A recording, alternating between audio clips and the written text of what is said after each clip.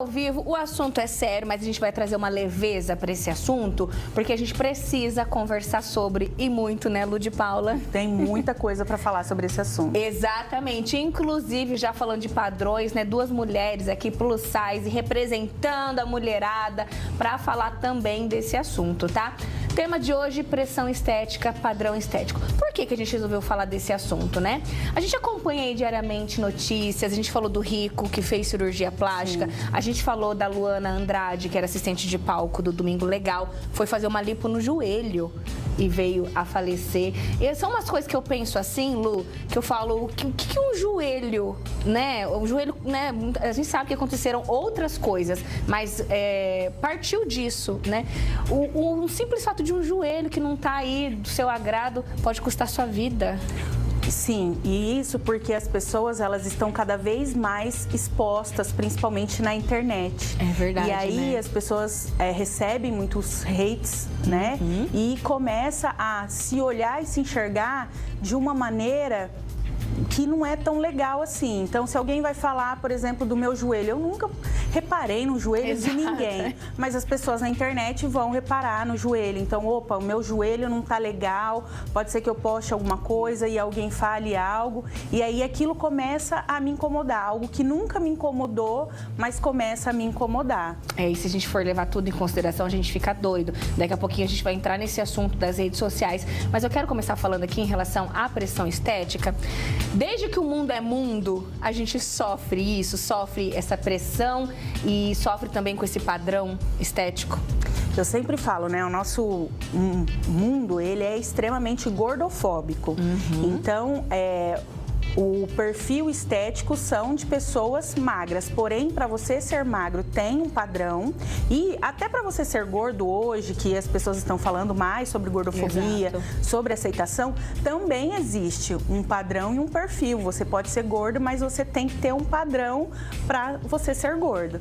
Então, as mulheres que não sofrem com a gordofobia, elas vão sofrer com a pressão estética. E as mulheres, não as pessoas gordas, além da gordofobia, também vão sofrer com a pressão estética. E isso desde que o mundo é mundo. E aí vai mudando, né, os porquês e vai mudando os padrões para que ele realmente seja um padrão inatingível. Por quê? Porque existe uma indústria que lucra muito com esse ódio que nós temos pelos nossos corpos. Então, a indústria farmacêutica, a indústria estética, de cirurgias, né? Enfim, é um mercado que é muito movimentado. Então, as pessoas gastam muito para chegar nesse padrão que não existe. É verdade. Quando a gente fala também dessa questão, a gente não fala só no caso da gordofobia ou de estar fora do padrão, né, por conta do peso. Mas, por exemplo, você tá com 40 anos, começa a aparecer fio branco, não, você não pode deixar o cabelo branco, você tem que pintar. Começou a aparecer aqui uma ruguinha, um pé de galinha, não, tem que fazer um botox. Então, isso é a pressão estética, né, do não pode, tá errado você tá com o cabelo branco, tá errado você ter, até a Xuxa fala bastante disso, que ela fala assim, né, eu tô envelhecendo mesmo, e é isso, estou envelhecendo, faz parte, né, Lu? É proibido envelhecer, então esse é o etarismo. Então, a gente tá aí com pessoas cada vez mais velhas, querendo ficar mais jovens, né? Às vezes até com atitudes mais infantilizadas, justamente para não entrar em contato aí com esse envelhecimento, porque a sociedade não aceita. É verdade. E eu falei que desde que o mundo é mundo, a gente luta contra isso, né? Vão passando os anos, a gente vê aí anos 70, anos 80, né? A questão da moda praia, tudo. Isso vai evoluindo e vai passando de geração em geração. Então, cabe a nós também passar para a próxima geração isso, essa questão, né? De estar fora dos padrões, de aceitação e tudo mais. O nosso corpo, ele não é público. Então, ninguém tem o direito de falar sobre o seu cabelo, se o seu cabelo tem que ser de um jeito X ou de um jeito Y, que o seu corpo tem que ser de um jeito X ou de um jeito Y.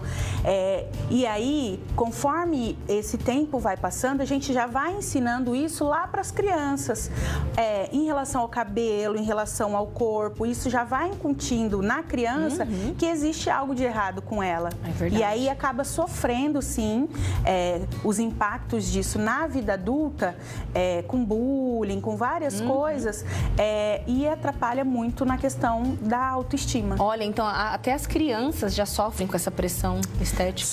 Sofrem porque fica assim, as brincadeirinhas, né, em relação ao cabelo, o corpo que muda, né, chega ali na transição da infância para a adolescência, tem uma mudança no corpo, na voz, até na textura do próprio cabelo. É verdade. E às vezes isso acaba sendo também motivo de bullying, de xingamentos, e a criança e o adolescente, ele vai internalizar isso e vai refletir na sua autoestima, na sua autoimagem e na maneira como ele se coloca e se posiciona no mundo. Perfeito, eu tô adorando o nosso bate-papo de hoje, tá até voando a hora, né? Tô nem vendo passar. Tem muito que a gente conversar ainda sobre esse assunto. No próximo bloco, vamos falar de saúde mental, né? De que maneira isso afeta a nossa saúde mental, chega até a causar uma distorção de imagem, né? Daqui a pouquinho vamos falar sobre isso também. E eu quero muito ler o seu depoimento, tá? Como você se sente hoje com a sua imagem, com o seu corpo? Você aí se considera uma pessoa fora dos padrões ou dentro dos padrões? Quero a sua participação. Aproveita o intervalo, escreve aqui para eu ler, tá bom? E dividir isso com você. Daqui a pouquinho a gente volta com muito mais.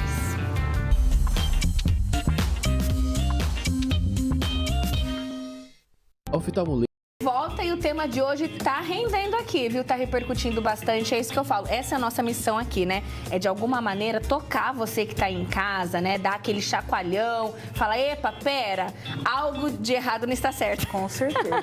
Né? A gente tá falando hoje aqui de pressão estética. Eu já quero voltar com um depoimento muito importante. A Ana Paula, ela mandou assim: estou malhando há 1 ano e saindo do sedentarismo, estou acima do peso. Apesar de ter perdido medidas, né? Ainda não consigo me enxergar magra no espelho. Por mais que todos à minha volta, né, falam isso, já vejam essa mudança, eu ainda não consigo ver essa mudança em mim. A Ana Paula de Andradina tá compartilhando aqui com a gente a distorção de imagem. Isso aí é efeito, né, dessa distorção de imagem. Olha e só. O que é essa distorção de imagem? Quando a gente se enxerga, não consegue enxergar o nosso corpo da maneira como ele realmente é. A gente enxerga, por exemplo, eu tenho problema com a minha orelha, então eu enxergo a minha orelha muito maior do que ela é realmente, né? Nessa questão do peso, do tamanho. Então, todas as pessoas, é visível, é notório, uma redução de medida aí, e ela não consegue se enxergar. Então, isso entra num quadro de distorção de imagem ou um transtorno dismórfico corporal. Perfeito. Tem até a próxima imagem aqui. A Laura, ditadura da beleza, né? Então a gente vive isso. De alguma maneira, veio de algum lugar isso. A gente até fala assim, né? O padrão americano sempre foram as mulheres bem magrinhas e tal. A própria mulher brasileira, de natureza, já tem corpão, não é? Sim, as medidas ali, o famoso corpo violão. A gente tem excesso de gostosura, gente, e tá tudo bem. E é isso que às vezes muitas pessoas não conseguem entender. Elas não conseguem respeitar a forma do corpo delas.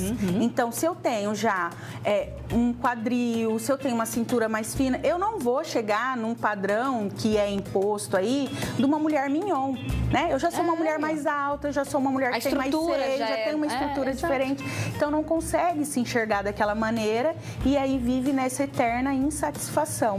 Mas mais uma vez eu toco no ponto aí das redes sociais, que tem uma, vamos dizer assim, hoje, né, na geração que a gente vive, tem aí uns 90% aí de culpa a rede social, porque a gente tá lá todo dia e a gente se depara com modelos, blogueiras, e a gente acha que aquilo que a gente tá errada de não ser daquele jeito, né? Com toda certeza. Então, eu sempre oriento as pessoas a buscarem, né, já que seguem tantas pessoas, aqueles que você se identifica com o corpo, com os ideais, que tem um padrão de vida parecido com o seu, porque se você começa a seguir uma pessoa que tá 4 horas da manhã fazendo uma corrida, você não tem essa vida, e aí você começa a achar que o problema está em você, e não tem nada de errado com você. Com certeza. Né? Isso em relação a hábitos, né, a vida e a tudo, incluindo aí, então, o corpo. Então, sigam pessoas e tenham referências de pessoas que têm um corpo parecido com o seu, um estilo de vida parecido com o seu,